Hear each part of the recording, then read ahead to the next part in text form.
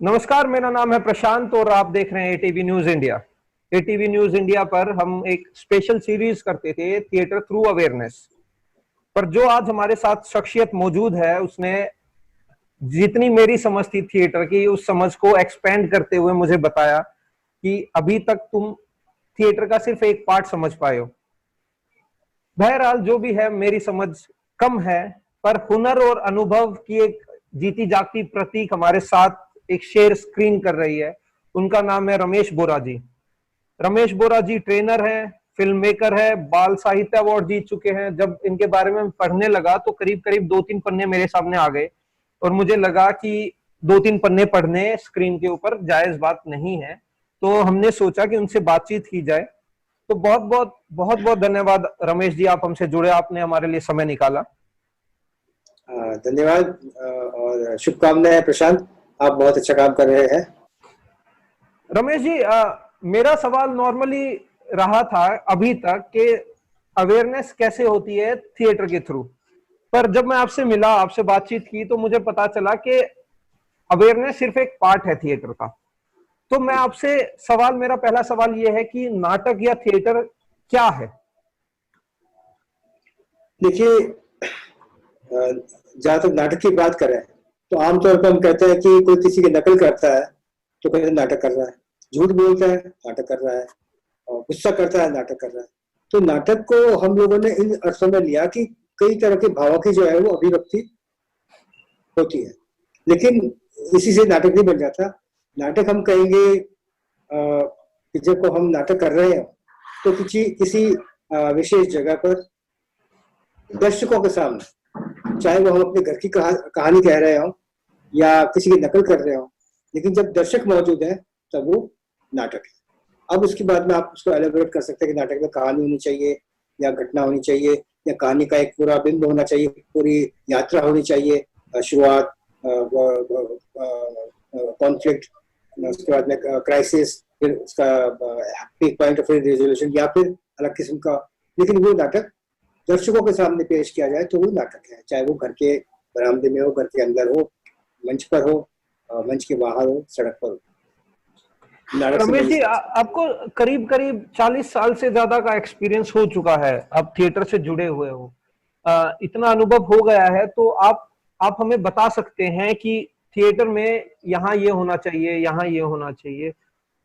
और आपको क्या लगता है, जो अभी तक थिएटर की जो जर्नी रही है 40 साल की, थिएटर क्या है में, जो मेरा पहला सवाल था कि थिएटर क्या है, वो जर्नी अभी तक 40 साल में कैसी रही है और आपने क्या क्या बदलाव उसमें देखे?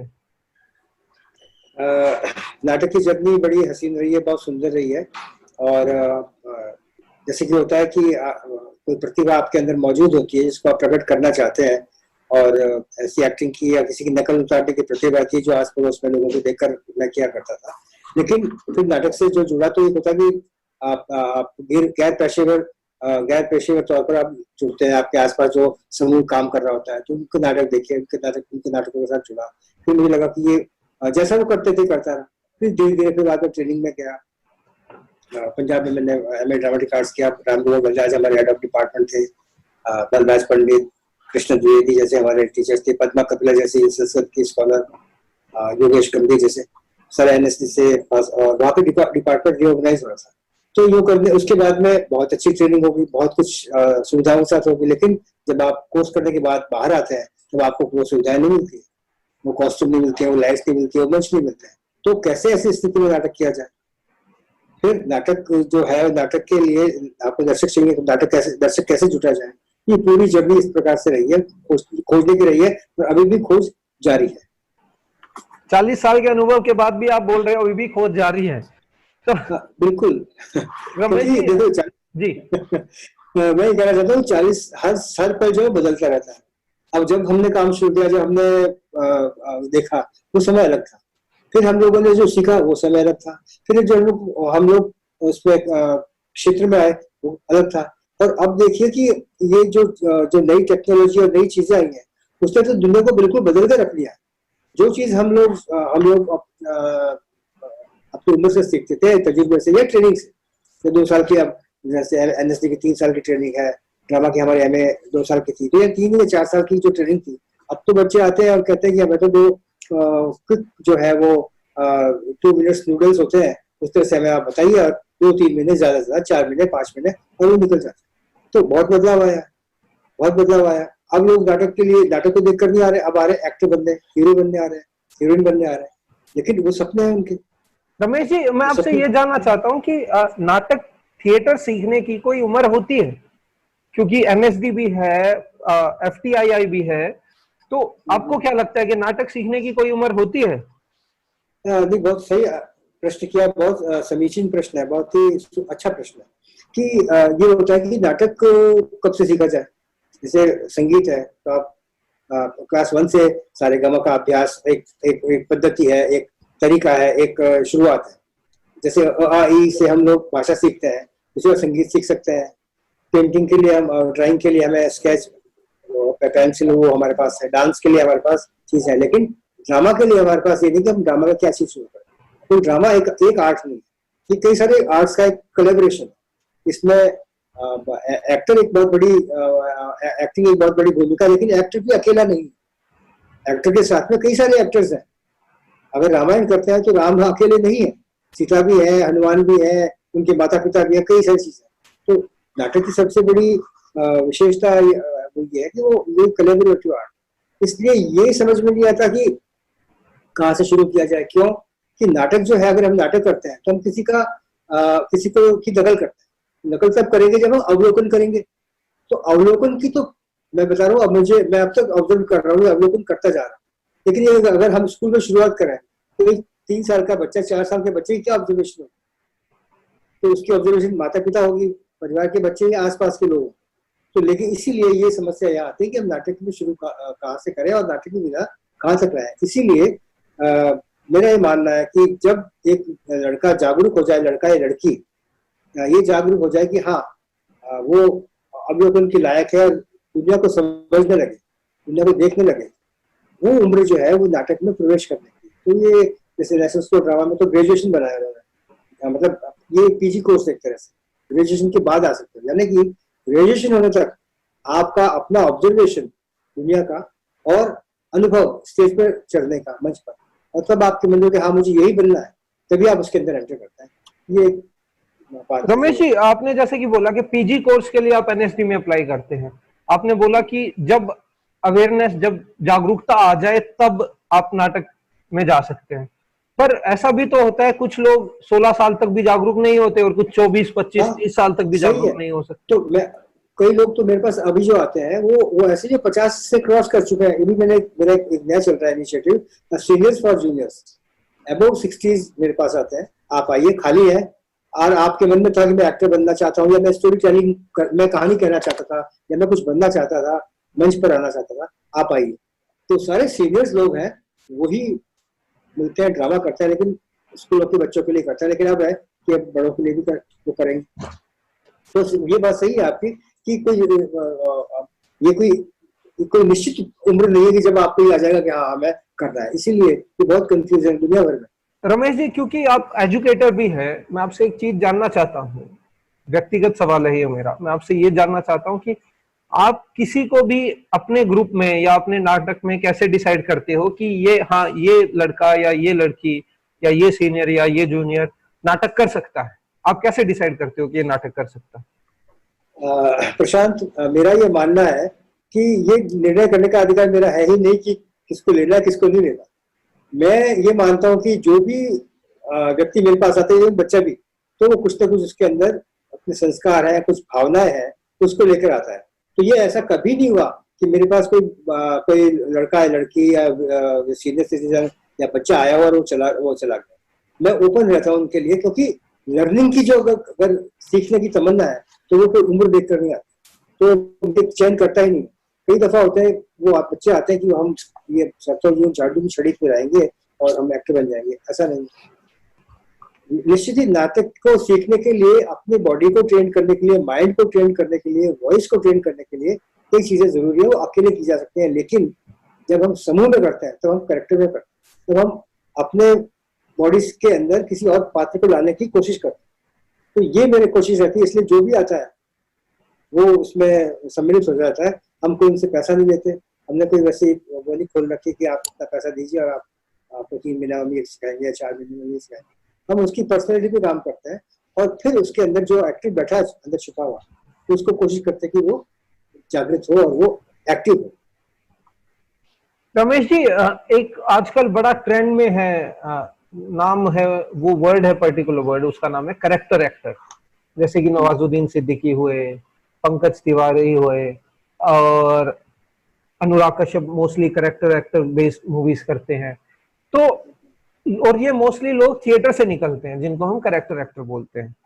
तो आपको क्या लगता है कि करेक्टर एक्टर्स सिर्फ थिएटर से ही आते हैं या ज्यादा अच्छे से उभर कर आते हैं? नहीं नहीं, देखो इसमें क्या हुआ है कि फिल्मों में जो लोग आए हैं उसमें से अभी इन दिनों की ट्रेंड है, शुरुआत में भी था कि वो, क्योंकि ये विधा नहीं थी, जब ये फिल्म विधा आई थी तब लोगों जो उनमें जो लोग आए वो नाटकों से आए।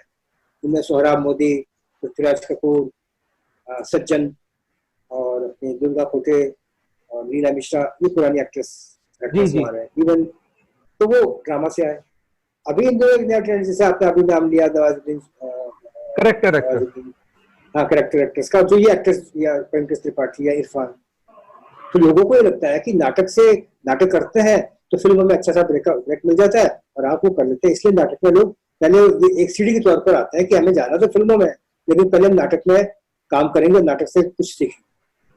हमारा जो है, हमारे जो है नाटक वाला है, मेरा अपना ये है कि भैया तुम कहीं से भी आओ, किसी तरह से आओ, लेकिन कम से कम ये हो कि तुमने कुछ अच्छी चीजें देखी हो, अच्छी फिल्में देखी हो या अच्छे नाटक देखे हो। तो जो मेरे पास आते हैं स्टूडेंट्स या बच्चे या बड़े, तो मैं उनसे कहता हूँ कि आप ड्रामा जरूर देखिए, कि आपने कौन सा ड्रामा देखा। अब आपने जब जीवन में ड्रामा ही नहीं देखा तो आप ड्रामा करने आए तो आपको क्या आप कैसे कर पाएंगे। तो दूसरा ड्रामा देखे हुए हो, चाहे रामलीला ही देखी हो। अब हमारा जो समय था, हमारे समय में था कि हमने रामलीला भी देखी, रासलीला देखी, कठपुतली तमाशा दिखाने वाले आते थे धागा वाली, तो हम बैठ के देखते थे वो। तो हमारे भी एक संस्कार उस प्रकार से आया और उसको इलेक्ट्रिफाइड करने का हो रहा। लेकिन बाद की जो पीढ़ी है, अभी मुझे लगता है कि 30-40 साल से सिवाय स्कूलों में जब एनुअल फंक्शन में कोई ड्रामा हो गया, स्किट हो गई, उसके अलावा वो कभी कोई ड्रामा नहीं देखते। दिल्ली में इतने सुंदर सुंदर नाटक, इतने अच्छे नाटक यहाँ पे खेले गए, जैसे भारती ने खेला था, तुगलक खेला, हमारे खैरुद्दीन शेख है, उन्होंने आदि विद्रोही चिल्का खेला, और अभी एनएसडी की जो रेपर की कंपनी है, ताज महल का टेंडर, इवन इधर हमारे अरविंद गौड़ है, अस्मिता के रामकली और कोर्ट मार्शल बहुत खेलते हैं। तो आप यहाँ हम किसी ग्रुपिज्म में नहीं, हम ये कि आप नाटक देखिए, नाटक या तो अच्छा होगा या बुरा होगा।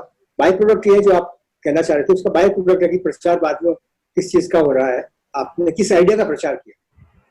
क्योंकि दो तरह के आइडियाज हैं, या तो दो तरह के हैं जीवन में कि आप एक तरफ दुख है एक तरफ सुख है, तो आप दुख को छोड़कर सुख की तरफ आते हैं, उसके लिए फाइट करते हैं।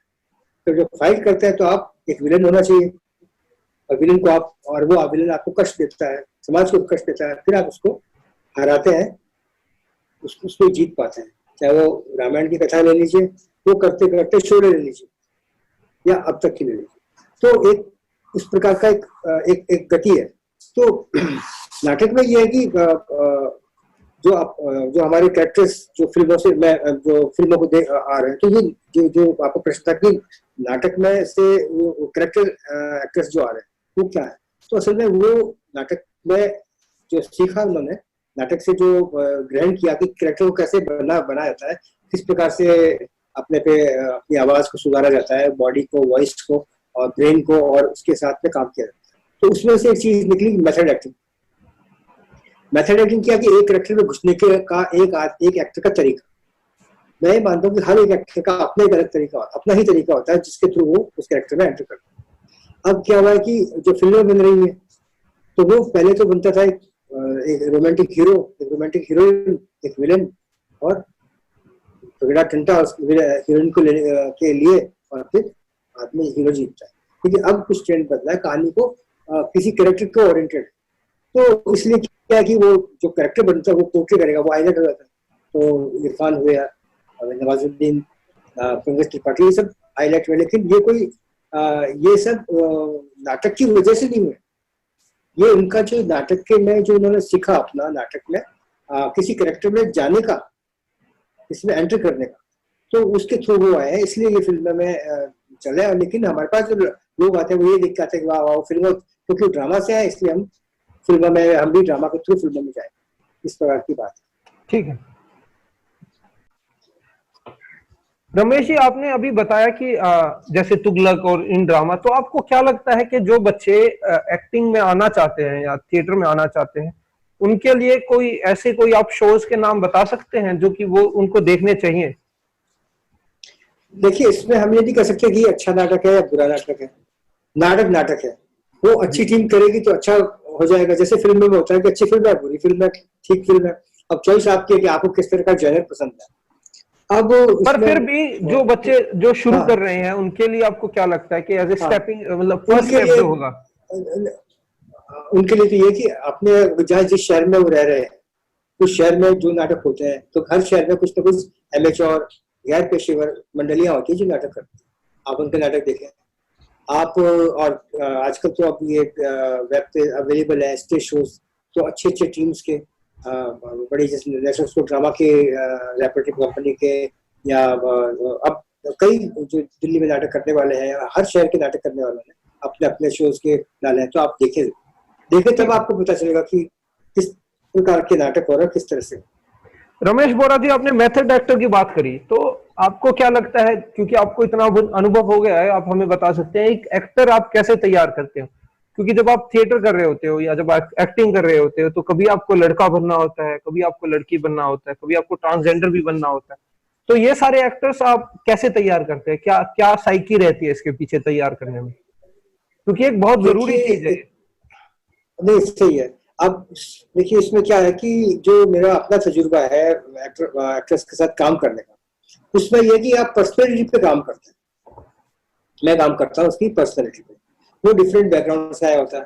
जैसे मेरे पास अभी जो बच्चे आए हुए, एक लड़का है वो किसी ढाबे पे काम करता है, और लेकिन फिल्मों को देखकर उसको लगा कि मैं बन सकता हूँ, तो आगे हमने कहा आओ, कोई बात नहीं, लेकिन डेडिकेशन उसका। इसी प्रकार से एक एमएनसी में काम कर रहे हैं, वो मैनेजर लेवल पे है, वो दुखी हो गए कि मैं अपने आप को कर, आइए आप आइए। तो अब हमने ये देखा, जब इतनी वैरायटी के लोग हमारे पास अलग अलग और दूर दूर से आते, दिल्ली में मैं काम करता, दूर दूर से आते हैं। कोई कालकाजी से आ रहा है, कोई सोनीपत से आ रहा है, कोई शाहदरा से आ रहा है, कोई पश्चिम बिहार से आ रहा है, कोई द्वारका से, मतलब जगह जगह से अलग अलग तरह के लोग। अब उनको क्लब करना, तो मैं ये करता हूँ कि मैं उन पर मैं उनकी पर्सनैलिटी पे वर्क करता हूँ, और पर्सनैलिटी पे वर्क करता हूँ तो उनसे दोस्ती करता हूँ, उनके अंदर पहुंचने की कोशिश करता हूँ। उनको लगे कि ये कोई नई, ये सर नहीं है, जो गुरु जी बैठे हैं, ये कोई महान व्यक्ति नहीं बैठा है, और हम क्लास लेंगे उनसे और हम एक्टर बन जाएंगे, जादू छड़ी घुमाएंगे, ऐसा। तो उनके साथ कई सारी एक्टिविटीज हैं, जिसमें हमारी योगा भी है, कंसंट्रेशन भी है, कुछ गेम्स है, कुछ स्टोरी टेलिंग है, कुछ सेल्फ एक्सप्लेनेटरी एक्सरसाइज होती है, वो हम करते हैं, वो सभी लोग करते हैं। और फिर धीरे धीरे हम उस पर वर्क करते हैं कि फिर नाटक का चयन। अब ये नहीं हो सकता कि जैसे कुछ क्लासिकल प्लेज है, जैसे शेक्सपियर का प्ले है, ऑथेलो है, हैमलेट है, या हमारे अभिज्ञान शाकुंतला कालिदास के, या मृच्छकटिकम है, संस्कृत नाटक है, या मॉडर्न इंडियन ड्रामा में आए तो तुगलक है, आधे अधूरे, और विजय तेंदुलकर साहब के प्लेज है, जिसमें अंजी और बादल सरकार के बाकी इतिहास वगैरह, ये क्लासिकल में आ गए। लेकिन वहां तक की जर्नी एक होती है, उस रोल तक पहुंचने के लिए एक्टर को कई छोटे छोटे पड़ाव तय करने होते। तो मुझे ये देखना होता है कि अब एक जो लड़का आया है जो ढाबे पे काम करता है, उसको मैं लेकर तुगलक प्ले नहीं खेल सकता, या उसको लेकर आधे अधूरे नहीं खेल सकता। तो उसके लिए उसके लेवल का, जिसमें उसके सीखने की वो बढ़े। तो हमने जैसे अभी शुरू किया कटा हुआ बाजू एक 80s में जब पंजाब प्रॉब्लम थी, तो केवल सूद ने, बहुत बड़े हिंदी के राइटर है, उन्होंने नाटक लिखा, और वो पंजाब प्रॉब्लम पर था कि नफरत का माहौल फैल गया है, और एक कैफे में 3 दोस्त मिले हुए हैं और चौथा दोस्त से बाहर है, और वो उनसे बात नहीं कर रहा है। अब उसको वो करने के लिए कि हम अलग नहीं तुझसे, वो बात शुरू करता है। अब मतलब आप समझ लीजिए कि ये कितनी टफ सिचुएशन है, और टफ इसमें एक्टिंग चाहिए होगी। तो वो हम जिनके साथ काम किया, उनके साथ हमने पहले जब खेल खेल में कई सारे नाटक तैयार किए। उसमें तो एक हमारे कवि मित्र है, बहुत बड़े नाटककार है, सुल्तान अहमद, वो हर हफ्ते फेसबुक कविता शेयर करते हैं अपनी। तो एक बार कविता शेयर की कि ये आदमी पूरी स्वभाव ये था कि वो एक माँ है, उसको पेंशन मिल रही है, हस्बैंड मर गया है, 2 बेटे हैं, वो अलग रहते हैं, बेटी जो है वो लड़की आ गई है, उसको निकाल दिया गया है, और जब उसको पेंशन मिलती है उसने सब मिल के आए थे। तो कहते वो एंड में कहते कंगले मतलब आ गए हैं, ये कंगले बच्चे जो है माँ से फिर ले गए, मतलब सब कमाल धमाल है। लेकिन तो हमने उनकी इम्प्रोवाइजेशन कर कि इसको आप इम्प्रेस करो कि, तो ऐसे जो इम्प्रोवाइजेशन के थ्रू जो है एक्टर अपने आप को प्रस्तुत करता है। फिर हम उसमें देखते हैं कि इसने क्या चीज ग्रहण किया। जैसे एक लोक कथा हमने ली, तो उसमें दिल्ली करता है, बच्चा मजाक करता था, गाँव वाले कहते हैं ये मर गया, इसको निकालो यार यहाँ से, मर गया, ये पता है बहुत परेशान करता है। तो कहते हैं या तो अच्छी सी दिल्ली की दिखा, नहीं तो गाँव खाली करके जा। तो फिर वो ड्रामा करता है, बहुत गाँव वालों को इन्वॉल्व करता है, मर जाता है पहले तो, फिर उसको मर जाता है तो उसकी बीवी कहती है मेरा आदमी मर गया, लोग उसको शमशान पहुंचा के आते हैं, मर वो जलाती नहीं है, वो जिंदा है, और फिर वो रात को प्रकट हो जाता है कि यमराज ने भेजा, इस प्रकार से। तो इस तरह से ड्रामा करते करते हम लोगों ने उनको तैयार किया, तब जाके हम कटावबाजों पे। तो अब कटावबाजी जब कर लेंगे तो यानी एक लेवल उन्होंने कर लिया। तो हर बार हमें, जब मैं वर्क करता हूँ एक्टर के साथ, तो हर बार मुझे देखना पड़ता है, क्योंकि हर बार एक्टर अपनी नया एक्टर आता है, वो नए परिवेश से आता है, नई और कुछ सीखा हुआ भी होता है। ये लोग सीखे हुए आते हैं, तो अब उनको लेके हम ये नहीं कर सकते शुरुआत से, तो उनको लेके हम आगे काम करते हैं। इस प्रकार से काम करने का मेरा तरीका है। ठीक है रमेश जी, अब मेरे टाइटल पर आ जाते हैं, क्योंकि अब मुझे थोड़ी जानकारी हो गई है कि थिएटर क्या है और थिएटर में तैयारियां कैसे होती है।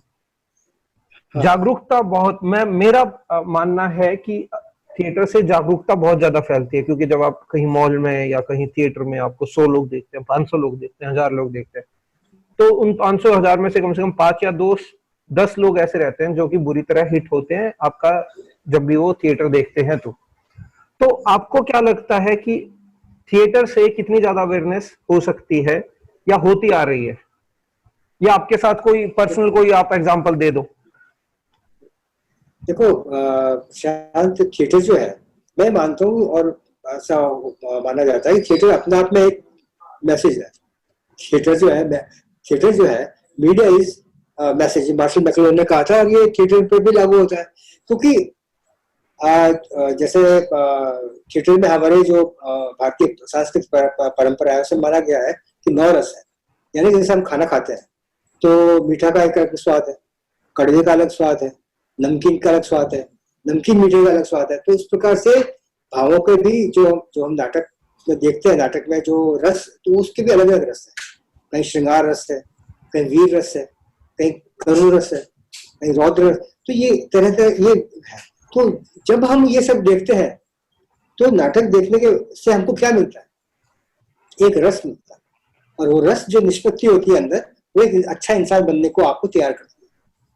जैसे खाना खाने के बाद संतुष्टि मिलती है कि अच्छा नाटक या अच्छी फिल्म देखने के बाद, तो वो संतुष्टि मिलती है, वही अपना में एक अवेयरनेस का काम करती है। लेकिन तुम्हारा जो प्रश्न है वो ये है कि उससे कुछ सामाजिक जागरूकता या कोई सामाजिक, तो उसमें है कि उस पर आ जाता है नाटक का विषय। अब हम उसके लिए तो नाटक का विषय देखना पड़ेगा। जैसे हम रामायण देखते हैं, तो उसमें है कि अन्याय पे न्याय की विजय है, उसके लिए आपको लड़ना है और मर्यादा में रह के लड़ना है, मर्यादा को तोड़ के ही लड़ना है। इसी प्रकार महाभारत में, और महाभारत से कई सैकड़ों कथाएं निकली, इस पे बहुत बड़े बड़े नाटक लिखे गए हैं, तो उसका संदेश भी है। तो यह है कि जब जो नाटक का जो संदेश है, तो उसमें होगा कि आप प्रतिकार करें। तो अब क्या हो गया है, और प्रश्न पे आ रहा हूँ कि बीच में क्या हुआ कि बहुत अनरेस्ट हुआ जब हम लोग यंग थे, यानी कि 60-70s में कि इंडिया आजाद हो चुका था, 25 साल उसको हुए थे। सर आप आज भी यंग ही हो और यंग ही रहोगे। Thank you so much. और मैं कोशिश करता हूँ कि मैं यंग रहूं और नए लोगों के साथ जुड़ा रहूं, आप जैसे लोगों के साथ और बच्चों के साथ। और मुझे लगता है कि मैं इन चीजों को महसूस कर पा रहा हूँ। तो ये बात थी कि नुक्कड़ नाटक का तब क्या हुआ कि बिल्कुल जब आजादी के बाद में आर्थिक स्थिति संभली नहीं, तो युवा लोगों में आक्रोश पैदा हुआ और उससे कुछ नाटक निकले। उससे उन्होंने नारे लगाना एक बात होगी, लेकिन उसमें आके विरोध का नाटक करना था, उसको नुक्कड़ नाटक बेसिकली कहा गया। हम लोगों ने भी बहुत नुक्कड़ नाटक खेले। एक मशीन नाटक था जयपुर, हम लोगों ने 100 शोज किए, 100 से ज्यादा, और फैक्ट्रीज के बाहर मजदूरों में अवेयरनेस लाने के लिए। तो ठीक है अब क्या रमेश, हो गया है? रमेश जी, मैं आपसे एक चीज हाँ, जानना चाहता हूँ। आप अभी बता भी रहे थे, जब आपने शुरू किया नाटक आज से करीब करीब 40 साल पहले, तो उस समय पर एक्टिंग को इतने रिस्पेक्टफुल मैनर में नहीं देखा गया था, तो वो हाँ, स्ट्रगल मेरे हिसाब से कुछ अलग रहा होगा आपका। तो आप उसके बारे में भी थोड़ा सा हमें बता दीजिएगा प्लीज, क्योंकि बच्चे नहीं आजकल के देखो, हैं स्ट्रगल से बहुत डरते हैं, जो कि सच्चाई है। व्यक्त है। देखिए, हमारा वक्त जो था वो ये था कि आप ग्रेजुएशन कर लो, मतलब मैट्रिक करना बहुत बड़ी बात मानते थे। 10वीं कर ली, अब नौकरी पे लगेगा, या ग्रेजुएशन कर ली तो बहुत बड़ा है, शादी कर देंगे, उसकी कर देंगे और आप नौकरी करो। तो उसमें आप नाटक करना चयन कर लो कि मैं नाटक करूंगा, नाटक पे ही जीऊंगा। ये बहुत मुश्किल, बहुत ही मतलब ये कठिन आपका चयन करने का। और हमारे वक्त में ये वाकई वो कहते थे कि अगर ये तू क्लर्क बन जाएगा, टाइपिस्ट बनेगा, वो रिसेप्शनिस्ट बनेगा, तो 50 रुपए कमाएगा। 50 रुपए उन दिनों, 150 रुपए ये तनख्वाहें हुआ करती थी, 200 बहुत ज्यादा हुआ करते थे। लेकिन ड्रामा में तो भैया कुछ भी नहीं मिलता।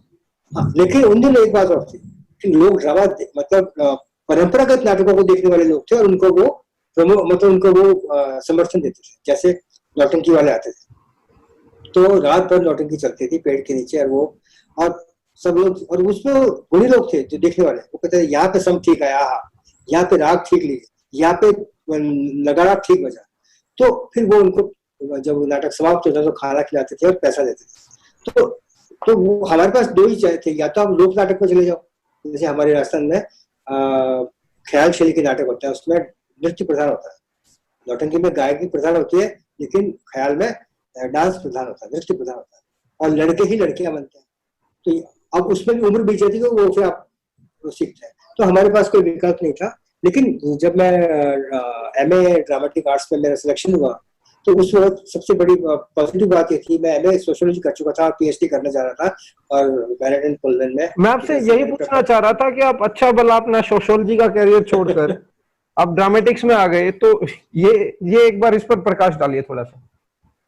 मैं बता रहा हूँ ना कि उस वक्त जो है dramatic department of dramatic arts का रिओर्गनाइजेशन हुआ, तो उन्होंने कहा कि हम जो इस बच्चे इसमें आएंगे उनको हम 250 रुपए स्कॉलरशिप देंगे। और मैं एमए करने के बाद खाली था, वहां चला गया और वहां मेरा सिलेक्शन हो गया। तो ये एक बहुत बड़ी बात थी कि नाटक सीखने के लिए आपको पैसे मिल रहे हैं, प्रतिभा मिल रहे हैं, और फिर आप नाटक कर रहे हैं। और फिर वहां पे हमें बहुत मतलब रईसों का राजकुमार जैसा वर्क था, वहाँ की सारी सुविधाएं, डिपार्टमेंट की सारे जो एसेट्स है आपके लिए काम कर रहे हैं, आप मेहनत कर रहे हैं पूरा मौका मिला। लेकिन उसके बाद जब बाहर बाहर निकले तो हम वहीं थे जहाँ से हमने शुरुआत की थी कि अब हम क्या करें, क्योंकि नाटक वहाँ होते नहीं थे, टिकट लेके देखने वाले नाटक थे नहीं, और नाटक के ब्रोशर छपवा के और ब्रोशर के लिए दुकानदारों से पैसे मांगना और अपनी ऑडियंस को पैदा करना।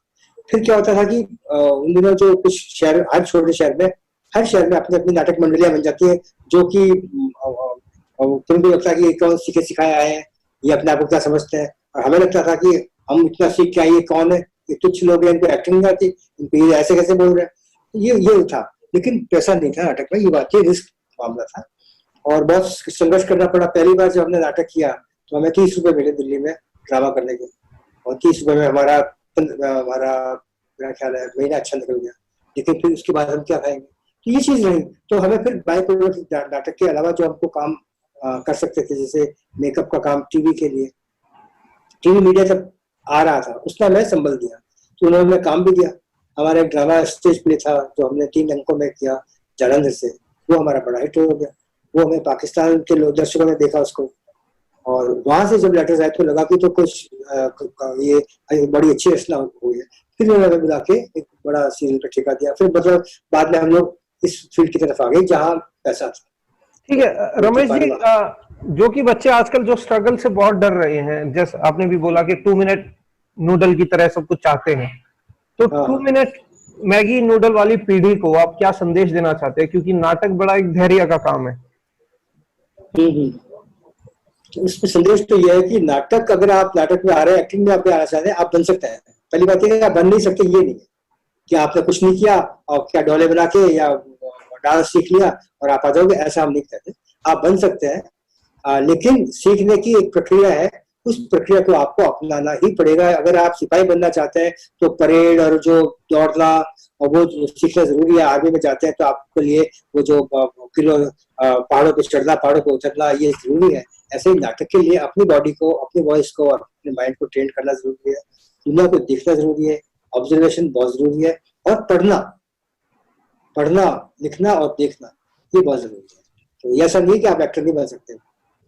आपने पढ़ाई की बात करी आपने, क्योंकि मेरा भी ये मानना है कि एक एक्टर बनने के लिए आपको पढ़ना बहुत पड़ता है, क्योंकि मैं ज्यादा से मेरा ताल्लुक नहीं है ज्यादा एक्टर से, पर जो इंटरव्यूज मैंने देखे हैं मुझे पता चला जैसे कि शाहरुख खान रात को 2-2 3-3 बजे तक किताबें पढ़ते हैं, और बहुत सारे एक्टर्स किताबें पढ़ते हैं। तो आपका क्या मानना है कि पढ़ाई कितनी जरूरी है थिएटर के अंदर, या कोई भी एक्टर के अंदर? देखिए, नहीं, सभी एक्टर के लिए मैं तो ये मानता हूँ कि एक एक्टर के लिए सबसे ज्यादा पहली शर्त है कि ऑब्जर्वेशन स्किल होनी चाहिए। ऑब्जर्वेशन स्किल आप क्या देख रहे हैं, जैसे मैं यहाँ देख रहा हूँ, प्रशांत तुम्हें देख रहा हूँ, लेकिन एक्टर देखेगा तो अगर तुम सामने होते तो पूरा चेहरा, हाथ पैर, बनावट, कैसे बैठता है, कैसे बोलता है और क्यों बोलता है, तो वो, और अगर हम जा रहे हैं तो हम बाकी सड़क पे सब लोग चल रहे हैं, लेकिन आप ऑब्जर्व करते हैं, आप घटनाएं ऑब्जर्व करते हैं, आप कैरेक्टर ऑब्जर्व करते हैं। जब ऑब्जर्व करते हैं तब आपको लगता है कि आपको जो आपका चॉइस होती है कि हाँ, अगर मेरे को ये किरदार करना है तो मैं किस तरह से इसको अपने शरीर को उतारूं, तो ये बहुत जरूरी है। और ये एक एक्टर का साथ में, अब आपने ऑब्जर्व तो कर लिया, लेकिन आपको क्या पता कि कितनी तरह की चीजें हैं, क्योंकि ये हो नहीं सकता कि एक्टर सारे जीवन, अपने जीवन में वो सारे अनुभव कर ले। जैसे मरने का अनुभव है तो मैं मर के थोड़ी करूंगा, तो मरने के बाद वापस आके एक्टिंग करूंगा, या मैं किसी मारने का करूंगा। तो आपको भी पढ़ना पड़ेगा, वो पढ़ के पता चलेगा कि अरे लेखकों ने किस तरह के पात्रों की रचना की है, किस तरह के किरदारों की रचना की है, चाहे नॉवल हो, चाहे ड्रामाज हो, चाहे पोइट्री हो, चाहे आर्टिकल्स। तो पढ़ते जरूर रहना चाहिए मेरा, ये शॉर्टकट नहीं है। क्योंकि क्या होता है कि जो नए लड़के आ रहे हैं, अब उनको जो फिल्म में भी चले जाते हैं और शुरुआत में रोल मिल जाएंगे, क्योंकि आपका वो रोल है जो आपको करना है, जो अब आप हैं, और आपको डायलॉग बोल दिया है, मार दूंगा बे, कर दूंगा, वो आप बोल। लेकिन जब आपको उसके अलावा जब किसी और किरदार में जाना होगा, तब आप कैसे जाएंगे? उसके लिए तो आपको मेमोरी में करना पड़ेगा किसकी बात हो रही है, और आपको स्टडी स्किल होना चाहिए। तो आप पढ़ोगे तो खाली डायलॉग पढ़ने से नहीं पता चलेगा, आपको पूरा नाटक पढ़ना पड़ेगा कि नाटक में उस पात्र की भूमिका क्या है, और वो क्या क्या कहने के लिए, क्या करने के लिए आया है। जैसे फिर बार बार रामायण का ही जिक्र देता हूँ, मतलब ये सर्वप्रिय, लोगों को पता है। अब उसमें छोटे कई किरदार है, बहुत छोटे छोटे किरदार, नहीं केवट का है, तो आपको पता होना चाहिए केवट किस रामायण के किस हिस्से में वो आता है, और उसका रोल क्या है, वो क्या करता है, किस बात का परिचय देता है, या अहिल्या की कथा क्या है। तो जब तक पता नहीं होगा आप कैसे कर लोगे? मुझे कहिएगा आप केवट बनना है, मान लो मैंने रामायण नहीं पढ़ी, मान लो एक अमेरिकन एक्टर है, उसको आपको आपको you have to play role of drama चलाने वाले का मल्लाह का रोल करना है, तो वो तो अपना वो करेगा, क्योंकि उसको नहीं पता कि केवट की भूमिका क्या है, मतलब किस जगह पे वो आगे कर रहा है। तो इसी प्रकार से एक एक्टर को जब तक वो पढ़ेगा नहीं अपनी भूमिका के अलावा, पूरा किरदार नहीं पड़ेगा। मेरे पास एक लड़का है, बहुत ही अच्छा एक्टर है, तो वो 2 दिन में याद कर रहा था करेक्टर। तो हमारा दुलारी भाई में मैं करेक्टर करना था, हमने कहा कि आप आइए, तो वो आके बहुत, और मैंने कास्ट कर लिया उसको उसके लिए, लेकिन वो उसमें मैंने कहा, तो मैंने पूरा रट लिया सर, मैंने कहा तुम नाटक पढ़ा कि नहीं पढ़ा? मैं बैठो पढ़ो। जब तक तुम नाटक पढ़ोगे नहीं, तुम्हें क्या पता चलेगा वो कौन है, वो कहाँ से आया, क्यों आया, नाटक में क्या उसका योगदान नाटक में क्या है, और तब तुम कैसे कर पाओगे? तो ये मेरा जरूर कहना कि ऑब्जर्वेशन करना, पढ़ना, लिखना और समझना, ये जरूरी। रमेश जी, एक नाटक है जिसका मैं पढ़ रहा था तो मुझे पता चला, गगन दमामा बाजो। और मैं गलत नहीं तो आप भी भगत सिंह के फैन हैं, और आपके पिताजी फ्रीडम फाइटर रहे हैं। तो ऐसा क्यों हो रहा है कि गगन दमामा बाजो कोर्ट मार्शल से ज्यादा, मेरे हिसाब से मेरा मानना है कि गगन दमामा बाजो यूथ के हिसाब से काफी फेमस हो रहा है, खासकर कॉलेज और यूनिवर्सिटी लेवल पे। तो उसके बारे में हमें थोड़ा सा बताइए कि वो नाटक, अगर आपको पता है तो, गगन दमामा बाजो के बारे में। असल में क्या है कि एक पंजाबी नाटक है, पंजाबी भाषा का नाटक है, और ये एक गुरबाणी का एक पद है, गगन में जो है धमामा जो होता है वो नगाड़ा, युद्ध का नगाड़ा बज गया। अब उसमें वो जो मिडिवल पीरियड में जो अब इसमें बहुत लंबा मतलब उसमें काफी जाएगा कि वो जो सामंतशाही जो है युग था, सामंतों का युग था, राजाओं का युग था। यानी मानव इतिहास जो है जब चलता है तो एक तो होता है कि भाई भगवान ने पैदा कर दिए और फिर उसके साथ सृष्टि चलती रही, ब्रह्मा जी के मुख से पैदा हो गए ब्राह्मण, और तो एक तो वो कथा है, या एक आदम और ईव थे। तो उसके अलावा एक वैज्ञानिक चीज है, जब आपको एविडेंस मिलता है कि पहले क्या था, पहले आदिम युग था, फिर युग आया जो जिसमें लोग शहरों में बनाने लगे, फिर ये तो वो नगर की व्यवस्था हुई, नगर की व्यवस्था होने से एक मुखिया की व्यवस्था हुई, मुखिया की व्यवस्था के बाद में राज्य की व्यवस्था हुई, और राज्य की व्यवस्था में जब अव्यवस्था हुई, राज्य की व्यवस्था जब खत्म हो तो नई व्यवस्था में आना था, तो वो पीरियड था जो एक्सप्लॉयटेशन का, जो शोषण का, जो लूट लो, किसी जो आ गए उसको लूट लो।